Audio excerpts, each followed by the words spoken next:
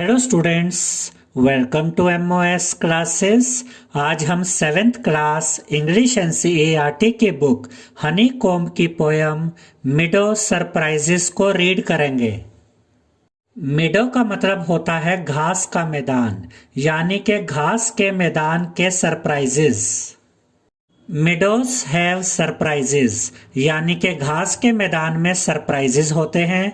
You can find them if you look. इसका ये मतलब है कि अगर आप ध्यान से देखें तो आपको वो सरप्राइजेस मिल जाते हैं।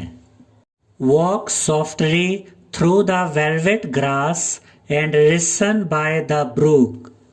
इसका ये मतलब है कि मखमली मुलायम घास पर धीरे धीरे चलो और छोटी नदी के बहते हुए पानी का संगीत सुनो।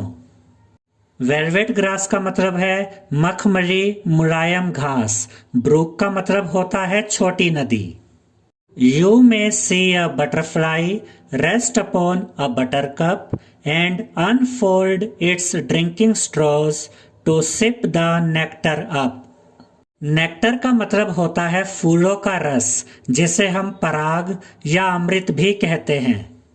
और इसका ये मतलब है कि घास के मैदान में आपको बटरफ्लाई यानी कि तितली भी दिख जाएगी, जो फूल के ऊपर बैठी होगी और उसका जो स्ट्रो जैसा स्ट्रक्चर होता है उससे वो उस फूल का रस यानी कि पराग पी रही होगी। यानी कि जो बटरफ्लाई होती है वो अपने स्ट्रो जैसे स्ट्रक्चर से फूलों का रस पीती है। You may square a rabbit who is sitting very still, though at first you may not see him, when he hopes you will।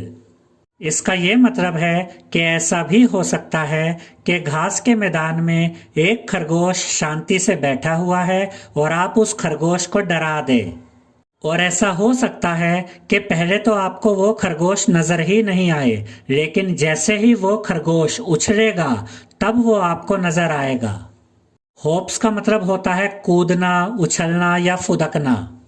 यहाँ पर हमें यह बताया गया है कि आपने उस खरगोश को जानबूझकर नहीं डराया है। आपको तो पता भी नहीं था कि वह खरगोश वहां पर कहीं बैठा हुआ था। जब वो खरगोश डरने के बाद उछला तब आपको पता चला कि एक खरगोश वहां पर था। अ dandelion whose fuzzy head was golden days ago has turned to airy parachutes that flutter when you blow।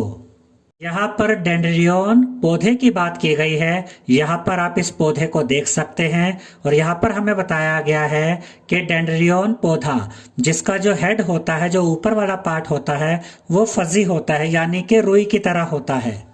और कुछ दिनों पहले तक इसका कलर गोल्डन था, लेकिन अब ये हवा में उड़ने वाले हल्के पैराशूट्स में बदल गया है। और अगर आप इसे फूंक मारते हैं तो ये हवा में उड़ने लगता है। फ्लटर का मतलब होता है फड़फड़ाना या उड़ना। यानी कि अगर आप इस डेंडेलियन पौधे के इस ऊपर वाले पार्ट पर फूंक मारते हैं तो ये पार्ट इतना हल्का होता है कि ये हवा में उड़ने लगता है।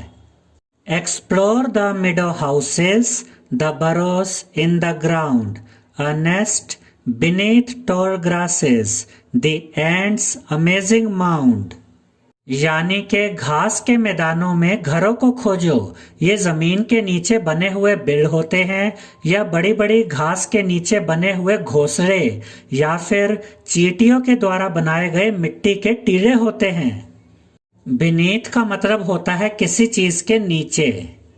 ओह, meadows have surprises and many things to tell. You may discover these yourself if you look and listen well। इसका ये मतलब है कि घास के मैदानों में बहुत से सरप्राइजेज होते हैं और वे बहुत सी जानकारी दे सकते हैं।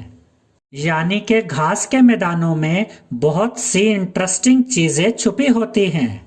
और अगर आप ध्यान से देखें और ध्यान से सुने तो आप उन सब चीजों को ढूंढ सकते हैं, खोज सकते हैं। आई होप स्टूडेंट्स आपको हमारा ये वीडियो पसंद आया होगा। अगर आपको हमारा ये वीडियो पसंद आया है तो इस वीडियो को लाइक करें, शेयर करें और हमारे चैनल को सब्सक्राइब करें। Thank you.